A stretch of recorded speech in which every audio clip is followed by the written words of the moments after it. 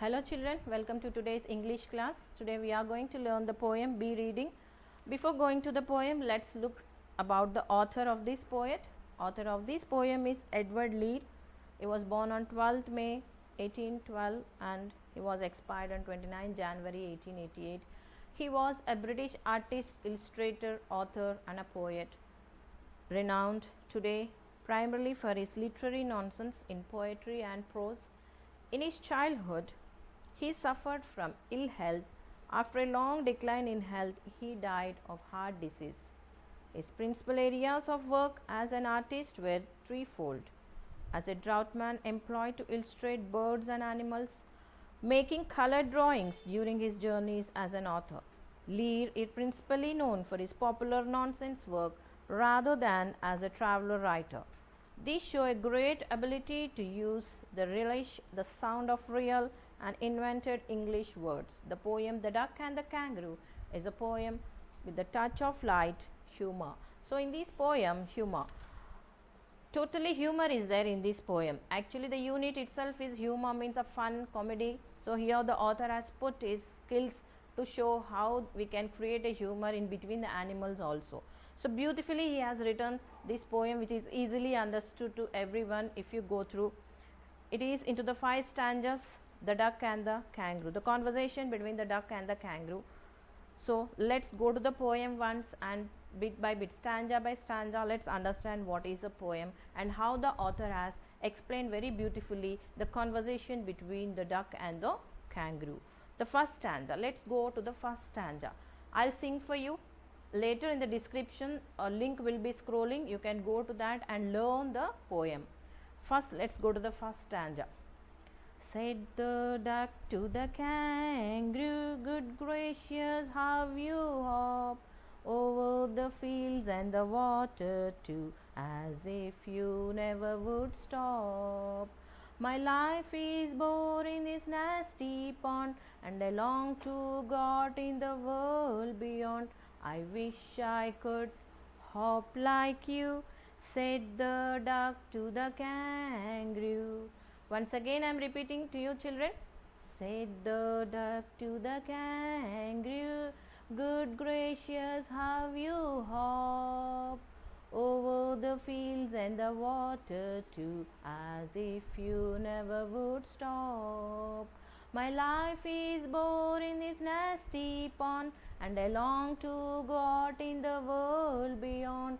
I wish I could hop like you, said the duck to the kangaroo. So in the first stanza, what is the duck saying to the kangaroo? Said the duck to the kangaroo. The duck is saying to the kangaroo, good gracious, how you hop. Gracious means how friendly, beautifully, gracefully you hop, you jump. The kangaroo will jump now on the 2 feet. Yes. Over the fields and water too. Where the kangaroo is hopping over the fields and on the water. As if you never would stop. The kangaroo will never stop.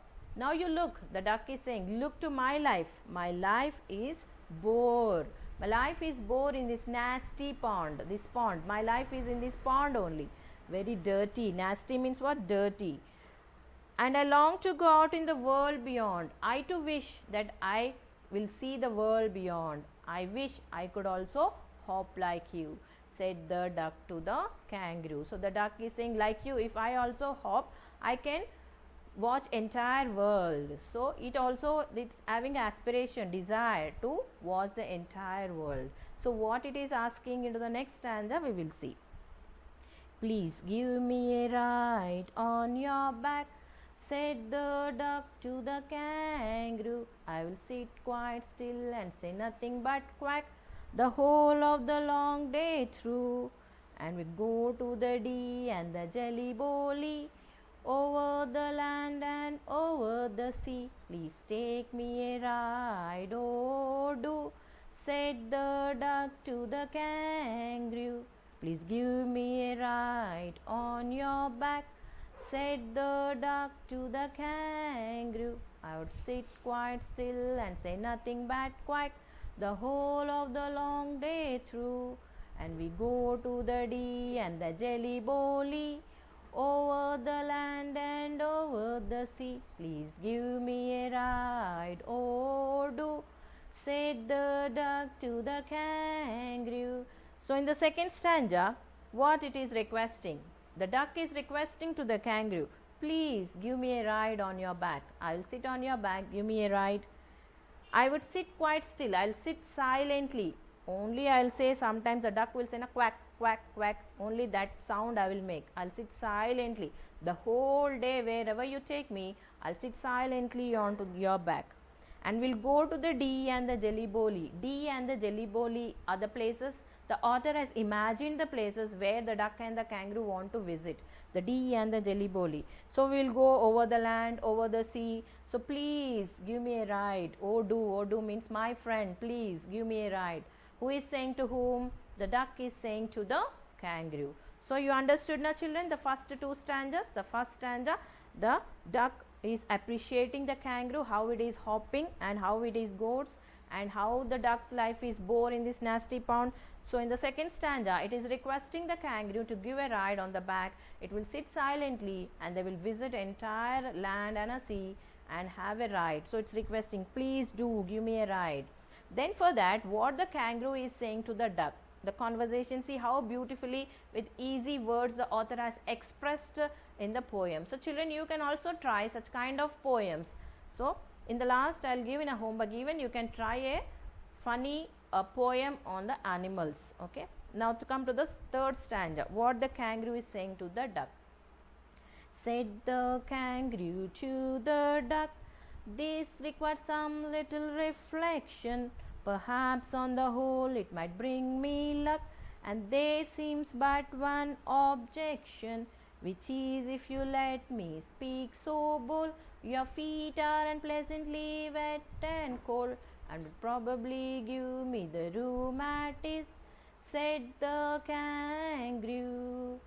Said the kangaroo to the duck, this required some little reflection. Perhaps on the whole it might bring me luck, and there seems but one objection, which is, if you let me speak so bold, your feet are unpleasantly wet and cold, and would probably give me the rheumatis, said the kangaroo. So what the kangaroo is saying to the duck in the third stanza, children, this required some little reflection. Reflection means thought. I need to think about what request you have said to me. I have to think once. Why? Perhaps the whole it might bring me luck. If you are sitting on my back, it may bring me luck. But there is one objection. What is that objection? I want to say you boldly. Bold means what? Frankly, I want to say you. What is that objection? Your feet are unpleasantly wet and cold. How are your feet? You look your feet once. You are into the nasty, dirty pond you are leaving. So it are wet and cold it is. And if I take you in that way, I may get one disease. What is that disease name? Rheumatis. He is saying I may get a disease called rheumatis.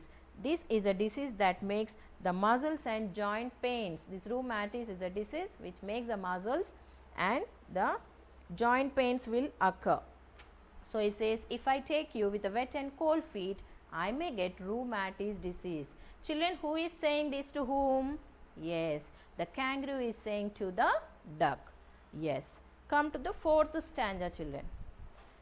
Said the duck as I sat on the rocks, I have that over that completely, and I brought 4 pairs of roasted socks which fit my web feet neatly, and to keep out the cold I have bought a cloak, and every day a cigar I will smoke, all to follow my dear true love of a kangaroo.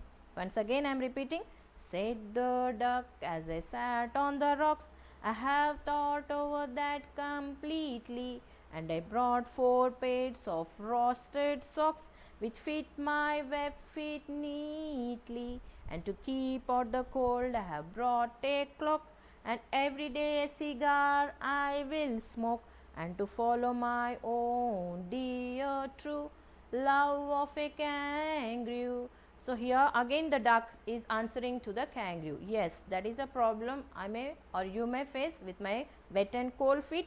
So I have an idea how to overcome from that trouble. So it was sitting on to the rocks and it was thinking. I have thought over that completely. I have thought about that. Then what the duck has brought? It has brought 4 pairs of frosted socks. Means the woolen socks it has brought 4 pairs of socks it has brought, which will fit its web feet very neatly. And to keep the cold, he said, no, it will be cold. I have brought a cloak. Cloak means what? A coat. He brought a coat also to protect itself from cold. And to make what do you say, hot, every day a cigar I will smoke. To make you comfort so that the cold will not attack us, a cigar I will smoke daily, and I will follow you what you say, my dear kangaroo, let's go for a ride. It's requesting. So finally in the last stanza, what the kangaroo is saying to the duck, let's see. Said the kangaroo, I am ready, all in the moonlight pale, but to balance me, dear, sit steady and quiet at the end of my tail. So away they went with a hop and a bound, and they hopped the whole world 3 times round. And who so happy, oh who, as the duck and the kangaroo. Said the kangaroo, I am ready, all in the moonlight pale, but to balance me well, dear duck, sit steady and quiet at the end of my tail. So away they went with a hop and a bound, and they hopped the whole world 3 times round. And who so happy, oh who, as the duck and the kangaroo, as the duck and the kangaroo. So finally the kangaroo has accepted the request of the duck, and the kangaroo said, yes, I am ready, let's go. All the moonlight pale, they went in the moonlight, but only one thing is, you have to sit balancedly, sit steady, balance yourself, and quiet at the end of my tail. Where you have to sit? At the end of my tail you have to sit. See in the pics how the duck is sitting at the end of the tail. And so away they went, hopping and bounding they went. How many times they went around the world? 3 times they went around the world. So happily they went a ride. So the duck and the kangaroo, in this way they have visited the entire world. In this way the kangaroo has satisfied the duck's wish. So how beautifully the author has written this poem, children. So once again you have to learn. In the description I am sending you the link. Please go to that link and you have to learn this poem how to sing. Before we wind up, let's look to the glossary. What are the meanings of the different words? And one more thing you have to do, children, in each stanza you have to underline the rhyming words. What are the rhyming words you find in this poem? Okay, in each stanza underline the rhyming words. Then come to the glossary. Long, long means what? Want or wish very much. Hop, move by jumping. Ride, a short journey. Dee and the Jelly Bolly, wonderful places imagined by the poet. Reflection, thought or a careful thought. Bold, here being frank. Rheumatis, the disease that makes the muscles and the joint painful. Worsted socks, the woolen socks. Web feet, feet that have toes connected by membrane. Cloak, a coat that protects from cold. So before we wind up, you have to write the homework choreography. So how to write a choreography? Here in the 9th class, it's the first time you may be writing the choreography. I don't know you have learned in the 8th or not, but how to write here in the page number 18, he has given an example of how to write the choreography. See the process here in the page number 19, you have the process. Thinking of the following. First you have to think about the poem. First you write name of the poem. What is the name of the poem? Then what are the characters involved in that? Each one step he has given into the 9 points he has given. You need to follow these and write. In the 4th one you have to write each stanza theme. What is a theme? Then you have to convert that theme into the incidents. Then you have to write about the actions. How many characters are involved? Step by step, point wise you have to write, children. Where is the location? What is the location of the poem? Here he has given some part of your example. He has given location means by the side of the pond, where it has occurred, by the side of the pond it has occurred. Then you have to come to the choreography stage. Here stages you have to write: scene 1, scene 2, scene 3, scene 4, scene 5. How many stanzas are there, children? Here you have 5 stanzas, so you have to write 5 scenes. In each one scene you have to describe how here the presentation of the choreography on the stage he has given here. The chorus team sings the poem, the characters perform their actions, the action of the duck and the kangaroo expressing boredom, wish, discomfort, joy, etc. So what it has happened, you have to write in the point wise. In the first stanza what happened, point wise you have to write. Then come to the scene 2. Scene 2, in the second stanza what happened, scene 3, third stanza, scene 4, fourth stanza. Like this, scene wise you have to write and finish off the choreography. If you have any doubts, you contact me in my WhatsApp number, or you can send through the mail. So one more homework is write the summary of the poem The Duck and the Kangaroo. Hope you have enjoyed the poem, children. Have a great day. Thank you.